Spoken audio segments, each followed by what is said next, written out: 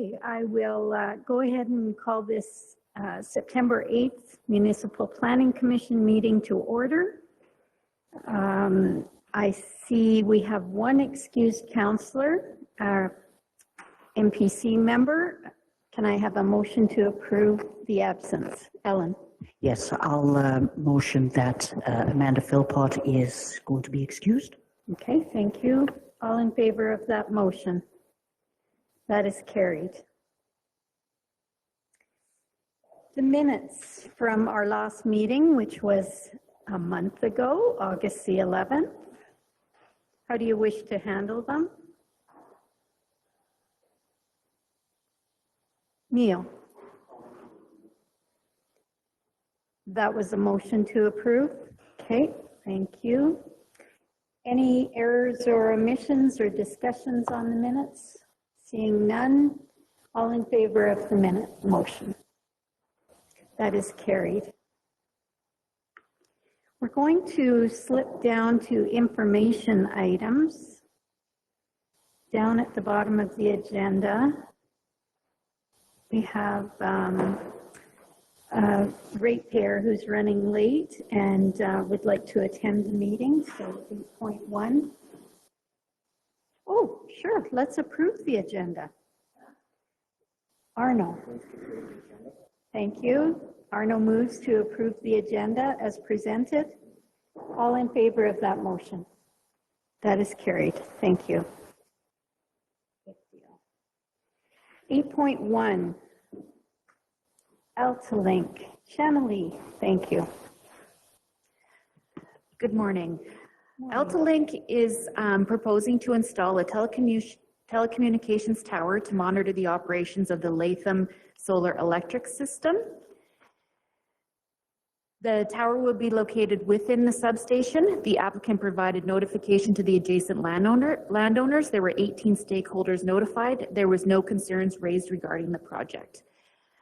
I've provided two options that the Municipal Planning Commission recommend a letter of concurrence be provided, or option two, that we don't give them a letter of concurrence with reasons. I've also included an information item showing the process for telecom towers when applicants submit their information. And there is a gentleman, Dave, from AltaLink here to answer questions on the tower. Okay. Good morning, Mr. Lee. Did you want to add anything to this conversation? Not particularly. Does anyone in council have questions regarding the project, or are they familiar with the project? Go ahead, Holly. Yes, we have questions. Thank you for attending. Good morning. At what point would this tower be, or a height of a tower be a problem for spray planes? I'm talking for agricultural use because that's something we need to do around here. Yeah, no, fair enough. So generally the tower would be about anywhere between 15 and 25 meters tall. Usually we do work with NavCan and all that kind of, all the federal regulations too as well. So generally, like, it's not a problem for spray planes or anything like that. In our experience, we haven't had any issue with spray planes or any of that. Thank you. Any other questions for Mr. Lee or Channelie? Seeing none. Thank you. Thank you both. We will go back to the top of the agenda. Item 7.1. Channelie, go ahead. Excuse me. Can MPC provide a letter of concurrence for that then? Would that be okay? Okay. That is a request of staff. Is that typical? Yes. That is typical. Okay. How do you feel about a letter of concurrence? Typically, these are approved by NAV Canada and other bodies, so our involvement is minimal. Is that not correct? That is correct. You would give me the okay to write the letter that we're okay with it. Yeah. Okay. Go ahead. I'd move that we recommend the letter of concurrence provided to the applicant from the Municipal Planning Commission. Okay, thank you. Any other conversations? All in favor of Dan's motion? Okay, thank you.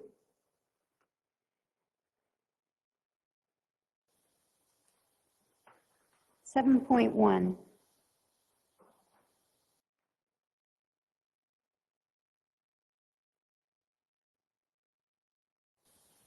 Shanna Lee, go ahead.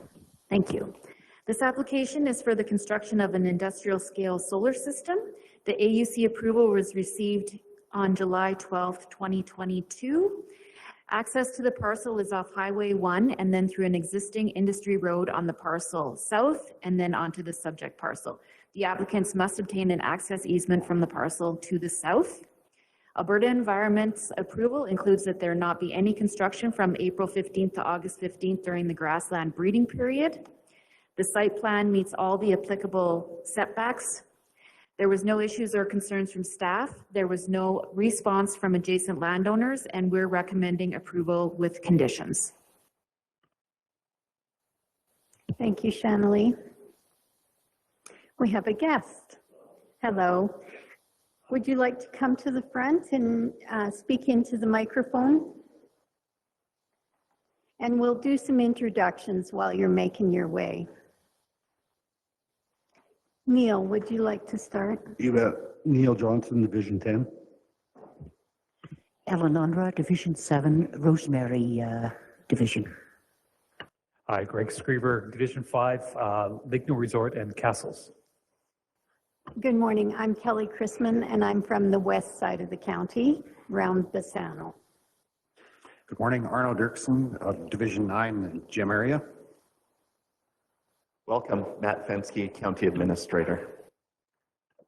Holly Johnson, Division 4, Rainier, Scandia, and Bow City. Good morning. Good morning, Adina Scandrip, Division 2, Tilly area.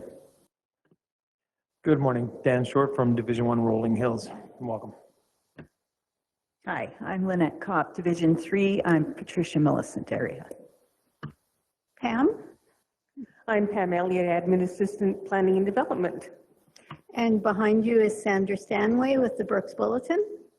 Thank you, Sandra, for making that fresh pot. Shanna Lee. Hello, I'm Shanna Lee, the Development Officer.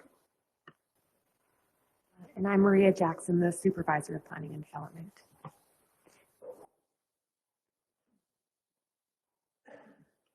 Hello, everyone. My name is Clyde Carr with Assessed East Power. Thank you for having us here today to answer any questions.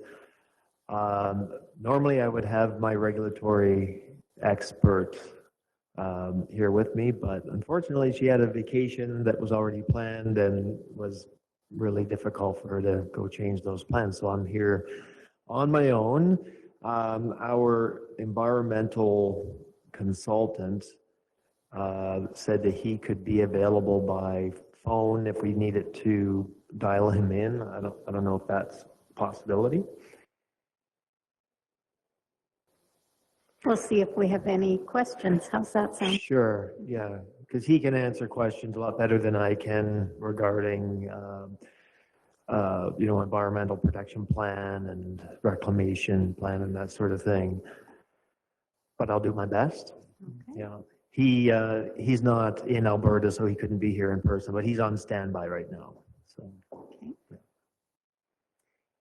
I'll start off with a question for you, and it's my standard question of solar facilities. Gopher control. How do you manage gophers in a field of solar panels? Well, that's an interesting question. We've done 4 projects to date. That question has never come up. So it's first time fielding that one. I don't believe that came up in the environmental assessment or any questions from Alberta Environment and Parks. So whatever I say is a little bit off the top here, but what I can say is that other than the solar panels and minimal roads required just to have access for maintenance, everything is going to be perennial grass that will be maintained. Yep, good, thank you. I asked that question because hopefully that will become a discussion item someday. Right. It hasn't been yet, but certainly it's something that neighboring fields want the answer to, because we all struggle with ground control. Right. With those little critters. Yep. Any other questions for our solar expert in front of us? Holly. It's my question for Shanna Lee, probably. We approved a different project in that same area, not solar. It was energy related not long ago. Where is it in relation to this one? Maria's nodding her head. I think Maria knows what I'm trying to get at.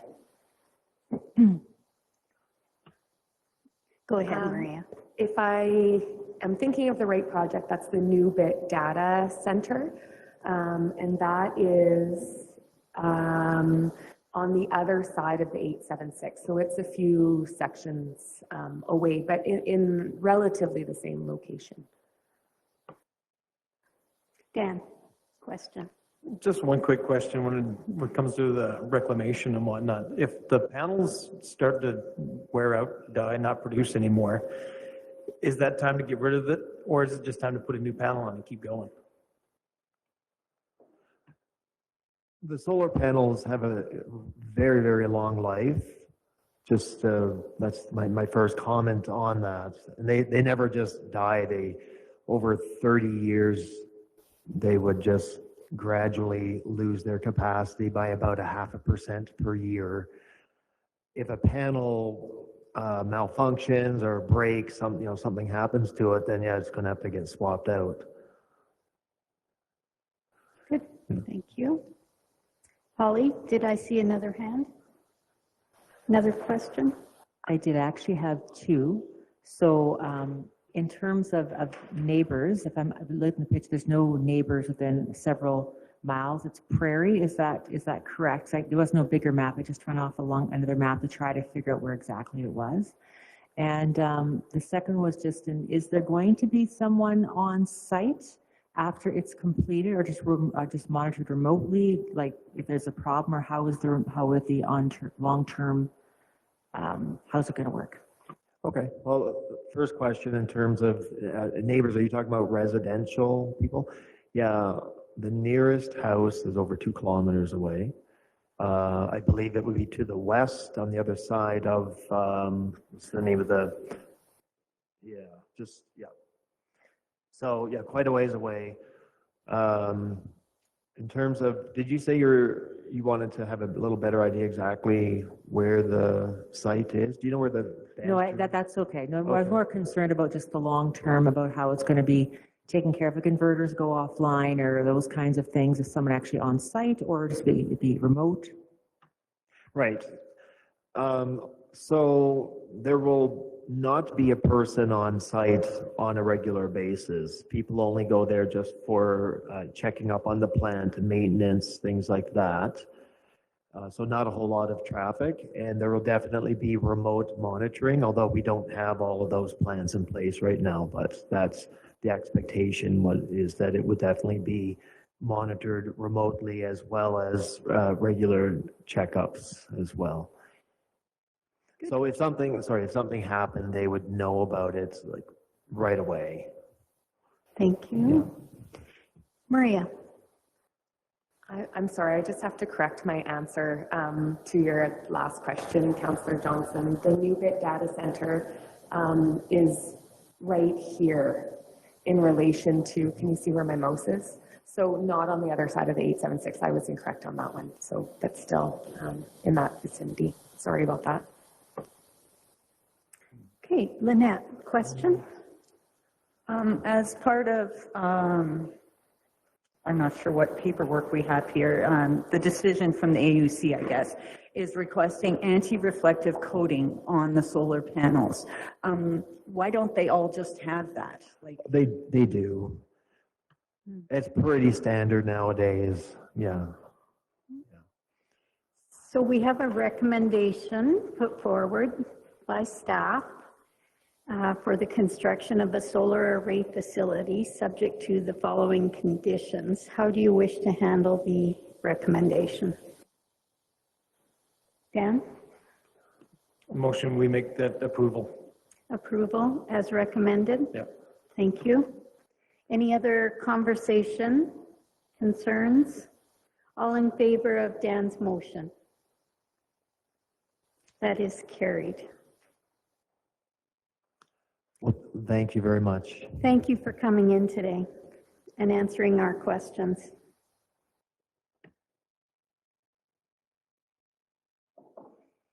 (7.2), Shanley, go ahead. Thank you. Development permit 2022068 is for the approval of a shipping container with a variance to the side yard setback.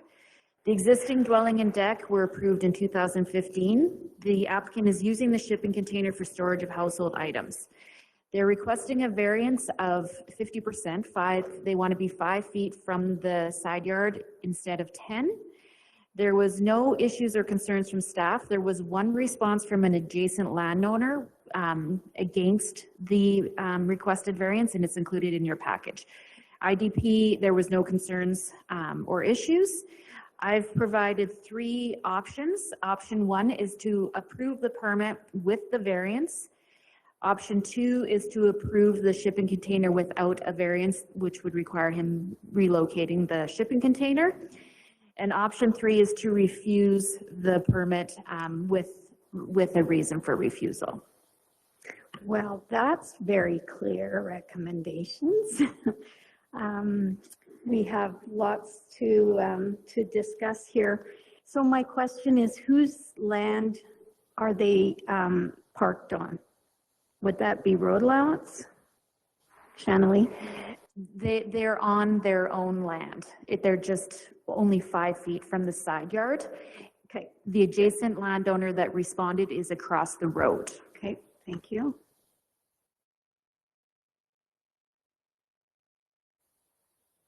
MPC? Great. If I understand it, the person that wrote the letter, they're concerned about future with other neighbors, this being precedent, us changing, it wouldn't be changing our bylaw, but that it would be something that, well, this guy did it, so that means I can do it. I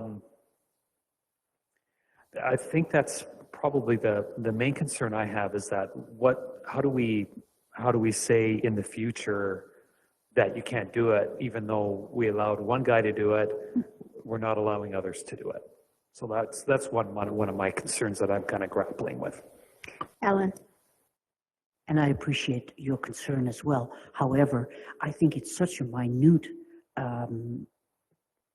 variance that it really isn't affecting any of the neighbors.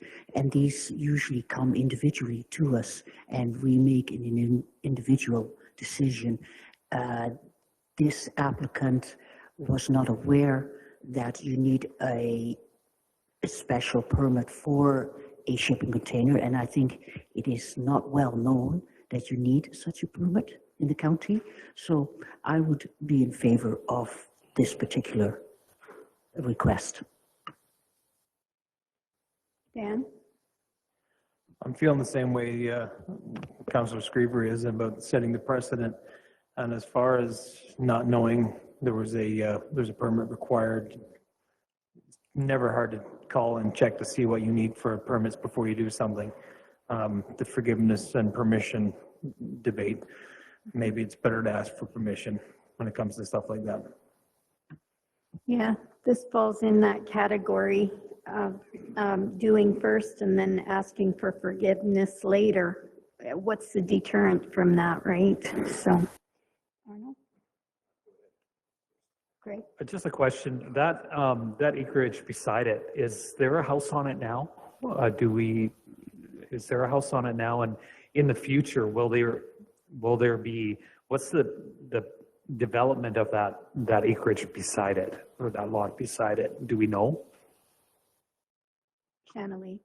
There is not a house on that yet, but it is zoned residential, so there will be at some point.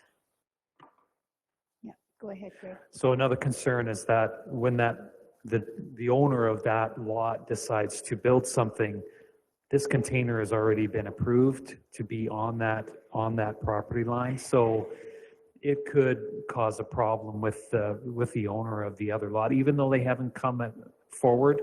This lot could be they may not even know that this container is there. So I think we do have to keep in mind that acreage there, that other lot will be developed on, and that could infringe on the new owner. So. Ellen. Yeah, just for staff, is that going to be on the property line? How far is the shipping container going to be from the property line with the variance in place? Shanley. We don't measure them, but the owner that installed it, the applicant, he said that it's 5 feet from the property line. Correct, but how far is it from the property line? 5 feet. And real property reports require now that all these developments, whether it's a shipping container or a shed or a garage, all have to be approved and marked on that property report. So this is going forward makes quite a difference to this property owner for future. Dan? How accurate is the placement of the CCAN and the property line in that photo? Because that doesn't look like 5 feet to me. It's an air photo. I've had that question before. It's an air photo, so it depends on the direction of the airplane. But the applicant has indicated in his documents that it's 5 feet from the property line, so we have to go with that. Lynette? Just, I don't know how you've dealt with it in the past, but that's always my way to look at things. How have you dealt with CCANs? Because they are movable, right? If the person that wants to develop the lot beside, and if that CCAN is very much in the way at that time, it could be moved. They're easily moved. So when something's movable, do we have a little different outlook on variances and such? Once it's approved, it's approved. So MPC is being asked to approve it today. That would be my yes. So it's a matter of deciding whether we want to approve that location today or not. That's what we're being asked. Oh, just back to the question, though, is there precedence for the, because that is different than putting a concrete basement in or something like that. Is there any precedent for this kind of thing in the case of a mobile container? We have treated, in the past, we've treated shipping containers the same as any other accessory structure. Neil? Yeah, in the letter, the person mentions that there's 4 large camping trailers that are stored on the property. I really have a hard time with that because they could park the camping trailers right on the property line and nobody could do anything about it. And a CCAN is, like Lynette says, just about as mobile as a camping trailer. And I would guess that there's a heck of a pile of CCANs out there that aren't permitted, because I've got 2. I didn't even know we had to do that. Fun. Let's stick to this application. We'll come after you later. Greg? There is a big, I think a pretty big difference, Neil, with with a CCAN structure like this versus a camper trailer.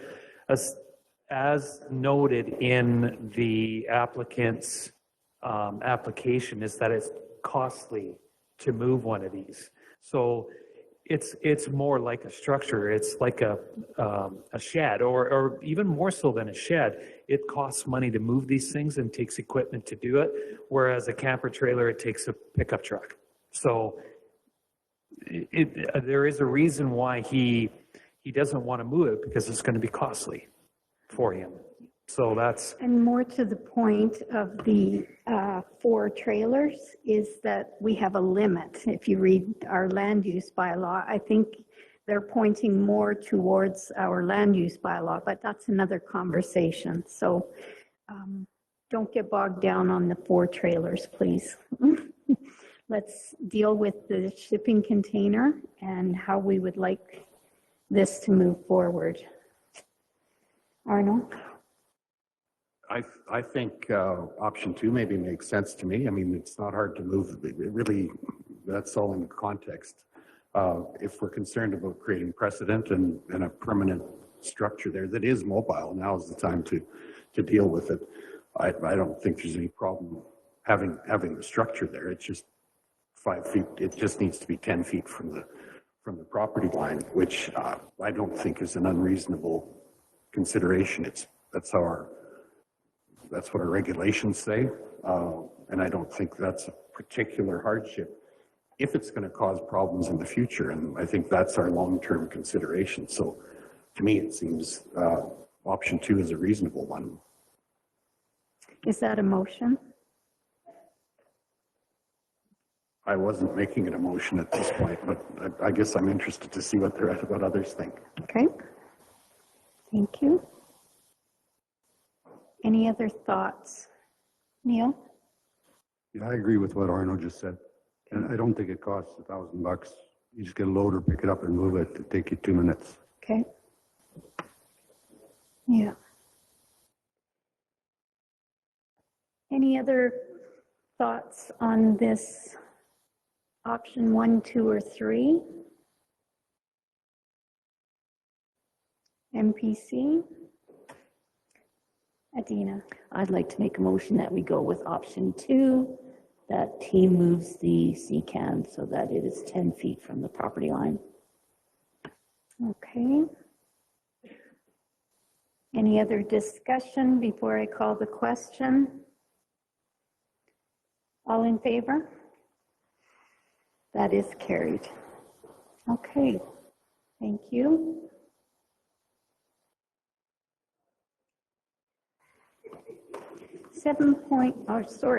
8.1 is completed. Post-agenda items, there were none in camera. Anybody have a need for an in-camera? Seeing none. Question period.